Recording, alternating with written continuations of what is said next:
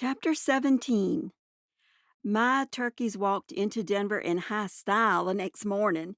It was more as if they was doing a prancing kind of dance, really. They lifted their shiny brown claws high and set them down again with rhythm. All the whiles they was bobbing their tiny purple red heads and shifting their bright eyes right and left at the sights, waddles jiggling with excitement, gobbling and clicking to high heaven. I was that proud of them, with the brilliant sun glancing off their sharp beaks and gleaming feathers, that I sort of danced alongside.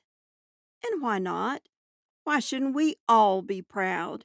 They was fulfilling their turkey destiny. They might end up as roasts soon, but they'd be the most famous roasted turkeys ever. I'd done what I'd set out to do, too. I hardly noticed the folks of Denver lining the streets and cheering in high good humor as if we was a parade, as if we was important. I was so caught up in the accomplishment. There was Mr. Peace sitting high and purposeful on the wagon, urging Sparky and his brothers into a kind of fancy mulish high step. The Arabian horses frolicked behind. Then came the birds, surrounded by Jabeth and Lizzie and Emmett, with me bringing up the rear.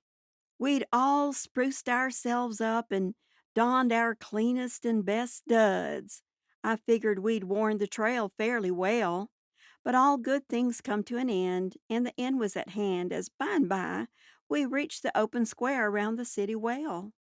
From here on in, Mr. Peace was in charge, he being more of an authority figure than me anyways you looked at it. He took it in good stride, rising from his wagon seat to face the crowd gathering in all directions. He tipped his hat. "Greetings, ladies and gentlemen, all good folks of the fine forward city of Denver." He didn't get no further for a while, on account of these folks all starting in cheering again. It wasn't clear whether it was the good folks or fine forward city of Denver part that set them up so, but as long as they was happy, I was happy. Mr. Peace finally got to start again. "As you probably noticed in them broadsheets done up by your very own most excellent Rocky Mountain News." More cheering cut in about then. Mr. Peace had to wave his hat around to calm things down. "Anyhow, you noticed, and here we are with the very birds promised. Nearly 1,000 of the finest turkeys on this here continent, or any other, walked over 800 miles strictly for your delectation." He paused to squint through the noon sun at the flock. "And tell me, folks, have you ever seen a handsomer, healthier set of birds in your entire lives?" Of course not. I joined in the cheering at that point. Ain't never been a better bunch of birds anywheres. Mr. Peace grinned up a storm, then finally got down to business. "Glad we're agreed. Now, what do I hear for each head of turkey? What am I bid?" "A buck a head," somebody shouted. "Sir!" Bidwell Peace turned downright sorrowful. "Sir! A mere dollar for these birds what have crossed countless rivers, what have crossed the vast entire great American prairie, for these birds that took on wild Indians and the complete U.S. cavalry, not to mention turkey rustlers. No, sir, these birds has got a history to go with them. You set your teeth into one of these birds, and you'll be swallowing the entire westward movement." "$2 a head," yelled somebody else. "When I paid $2 a bean for coffee only yesterday in your very shops?" Bidwell Peace's voice turned to scorn. "Come, come. We're talking 30 to 40 pounds of luscious meat each." Mr. Peace went on that way for a while. The price rose slowly mighty slowly, by nickels and dimes. Meanwhile, I'm standing there sweating in the heat, wondering if this auction idea of mine had been a sound one after all, wondering if I'd been a tad anticipatory in my $5 price, sweating even more thinking on what was to happen if I didn't get that price, considering all the percentages I've been promising left and right. Then somebody yells out the magic words, $5 a bird. I ran a dripping sleeve across my dripping brow. At last. I looked to Mr. Peace to make it a done deal.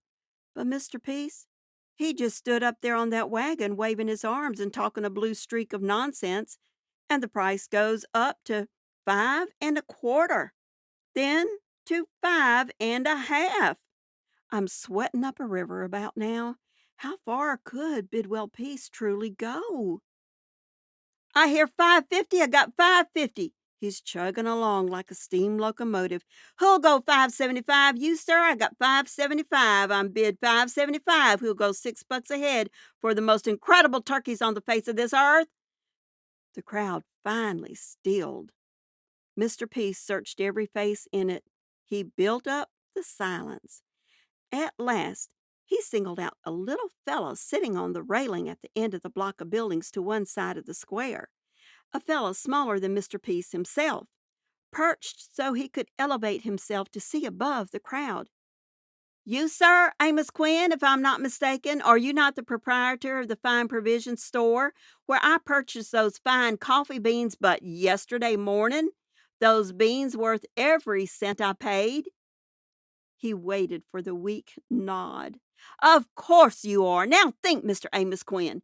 Think what you can do with a flock of nearly 1,000 turkeys in this great turkey-hungry city of Denver. The little man pulled at the collar tightened around his skinny neck. He swallowed once or twice. A high squeak came forth. $6, and that's my limit. Sold. But Mr. Peace never got a chance to finish the end of the word that was meant to change my entire future. That was because the Central Overland California and Pikes Peak Express Company chose that moment to barrel through the crowd, the stagecoach's team of horses frothing at the bit. It's the stage from St. Joe, someone shouted. Near forgot about its being due. Watch out for the turkeys! Watch out for the turkeys! Watch out for the turkeys indeed.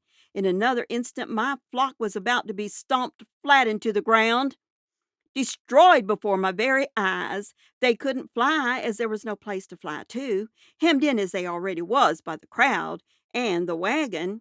Being at the rear of the birds, I did all that I could do. I faced them frothing beasts, jumped right up between the first set of harness and wrestled the lead horse to a halt about a yard in front of my worked up birds. Next, I glared up at the driver. Just rounded the corner, boy, he started to apologize. Didn't expect no celebration here. By that time, the door of the stage had sprung open. Out leaped a figure I'd been trying hard to forget. It was followed by another one I'd been hoping never to set eyes on again. Paul! I gasped. Cleaver! Paul was wearing a hat, which he never did. He was also carrying a revolver, which he shot into the air to get some attention. Not that he needed any more of that. Next, he swept off the hat to give me a mocking bow. Hadn't intended ever speaking to that man again, but I couldn't help it. The sight he'd revealed before my eyes was that unusual. He was clipped bald as an egg. What happened to your fine head of hair, Paul? Scalped. I've been scalped. Or as near to as ever. Compliments of your peaceful Injuns before Cleaver and me escaped again. Fine sense of humor they had. Paul clamped the hat back over his shaved head and pushed his way through the turkeys, waving that pistol around. Out of my way! I'm here to claim these birds of mine. Cleaver, almost shorn like a sheep, followed. He was holding 2 revolvers, one in each hand. Any negotiation to be done gets done through us." "Why? Why?" I spluttered. I turned to the good folks of Denver in appeal. My words flowed out. "Why, these is the self-same turkey rustlers that's been dogging us every step of the journey. Twice already they tried to steal my birds." "The boy's a liar," Paul yelled. "It's the other ways around." Heads turned between the newcomers and me, beginning to wonder. I only stood there, my heart sunk about as low as it could sink. Luckily, other members of my enterprise was thinking more clear-headed. Emmett, the fastest, abandoned his precious flock long enough to leap straight up Cleaver's chest and bite into his nose. Emmett got himself a good grip. He hung there by the teeth for dear life. Cleaver had to drop his guns to pound at him, but it didn't seem to have no effect. Meanwhile, Jabeth and Lizzie had disappeared into the rear of the wagon. In a moment, they were out again, each aiming a rifle at Paul. Slowly, the crowd decided to take sides. "Ma, why is that ugly, nasty man beating up on that poor little dog so?" "I'm not certain, Emily, sweetheart, but I intend to put a stop to it." I watched the lady march through the center of my flock and bash Cleaver over his shiny head with a parasol. Cleaver sank to the earth, Emmett still attached to his nose. Then there we all stood, the good people of the forward city of Denver, watching wide-eyed, while my facilitators kept their weapons aimed steady at Paul and Cleaver. It looked to be another one of them standoff situations until Mr. Peace blinked and spoke up again. "Well, now," he swiped at his forehead. "Well, now it seems like some explanations is due you good people. But first off, we'll have to give you proof of our entire good faith, especially to Mr. Amos Quinn here, who's just about to buy himself almost 1,000 turkeys." Mr. Peace stared over to where Mr. Quinn had been last seen. Seemed like he tried to make an escape from his commitments because he was kicking and squirming in the hands of 3 good-natured louts. "Still interested, Mr. Quinn?" Mr. Peace asked. The louts grinned and shook him a few times. Amos Quinn managed to pipe up. "Proof! You give me proof of legal ownership." Bidwell Peace turned to me. "Come on up, Simon, son. Let's straighten this out." My birds and the people both opened up a path before me so as I could clamber up the wagon seat. There I sat and methodically unlaced and removed my right boot. I pulled out the lining and poked underneath for what I hoped to high heaven was still there. It was. I looked up. "Right here, Mr. Peace." Further fishing brought forth a somewhat malodorous square of paper. I undid the folds one by one to flourish a full-sized sheet. The writing had gone a little weak, but it was still there. Thank goodness. I read it out slowly and carefully. "Sold to Simon Green this 15th day of June, 1860. 1,000 bronze turkeys." I looked straight out at the listening throng. Signed, Uriah Buffy of Union, Missouri. I sighed with relief as I turned to Mr. Peace. "Miss Rogers made me do that up. She sure and certain knew her business for a lady school teacher." Mr. Peace patted my shoulder. "She sure and certain did, son." He squinted over the heads of the crowd at Amos Quinn. "Will that do, sir?" Mr. Quinn nodded, this time numbly. "All right, then," Bidwell Peace yelled. "Sold!" His nearly new black hat hit the dirt of the square. "Sold to Mr. Amos Quinn of Quinn's Provisions and General Store. Nearly 1,000 bronze turkeys at $6 the head." A moment of awed silence was followed by another cheer, this one the most raucous of them all. I paid no attention whatsoever as a cheerful crowd manhandled Paul and Cleaver, off to the Denver jail for disturbing the peace, leaving Emmett behind to lick his chops. I edged off the wagon and sank down right there in the middle of my goblin flock.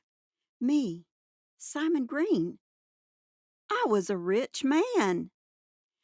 We was back at our old camp overlooking Denver by early evening. It was a lot more quiet, without nearly 1,000 birds rustling around in the grass setting up nests, but not as quiet as all that. Emmett trotted up and plunked himself down on my lap. I scratched him behind his ears. "Reckon he's come to say thank you, Simon." I glanced up at Mr. Peace. "How you figure that? You saw how he near went crazy when Amos Quinn started taking off with the turkeys. Mighty nice of you to save a few for Emmett to look after." I kept scratching the dog. I had been thinking of Emmett a little at that point, but of me too, about how birds and me always got along so well. It suddenly had seemed a shame to end the relationship. "I only kept but the 3 toms and 30 hens, Mr. Peace, and I don't know how long Emmett'll get to shepherd them." Mr. Peace leaned back into his bedroll next to the fire. To the other side, Lizzie was just about finished polishing the dishes. She'd taken to the job real industrious. That was after I'd presented her with the wedding day photograph of her parents that I had stashed away in the corn for this last evening together. Jabeth was sprawled out next to me, blowing softly on that flute instrument of his. It was a peaceful scene, everybody sort of busy with their thoughts, yet comfortable with each other. That shepherding comment. Mr. Peace tugged off his hat and laid it down for the night. "What you mean by that, Simon?" I took in a breath and it sort of caught in my throat. "I'm meaning that the money's been all shared out fair and square, and Miss Rogers's piece has been put aside. All them percentages you come on the walk for has been dealt with. And," Mr. Peace drawled, "and that means come morning you'll be heading off to make your new life, Mr. Peace, the way you planned." I looked around the circle of fire. "And Jabeth, he'll be free, freer than ever to start up his new life." I stopped at Lizzie. Like I said, we'd been comfortable with each other for the last 100 miles. But there hadn't been any more of those meetings behind the wagon, so there hadn't really been anything said about any kind of a future for her. Or us. And Lizzie'll probably want to settle down in Denver for the civilization. "Why don't you let Lizzie speak for herself?" she suddenly shot out. "Me too, for that matter." Mr. Peace reached behind his head. He hefted the sack of gold coins that was his share of the turkey walk and tossed it over to me. "What's this?" I caught it, already almost knowing. "My share of your next enterprise, Simon, if you'll have an old wreck like me around." "On a permanent basis?" My eyes widened through the night. "As permanent as the good Lord chooses, son." But, another sack caught me in the ribs. I turned to Jabeth, rubbing. "I want a part too, Simon. Count me in." Lizzie didn't toss her sack, which was much smaller, but was meant to be a help nevertheless. She walked it over and put it in my hands. "Tell me about your new enterprise, Simon, please." Well, first I laughed. Then I had to swipe at my eyes. Finally, I started talking, staring into the flames of the fire on account of I wasn't able to face their true affection head on just yet. "I stopped in at the land office this afternoon. They got these claim clubs for ranches too, and the land we just finished walking through weren't bad at all for a little cattle grazing, or turkey raising either, and it's all available. Thousands of acres of it." End of chapter 17.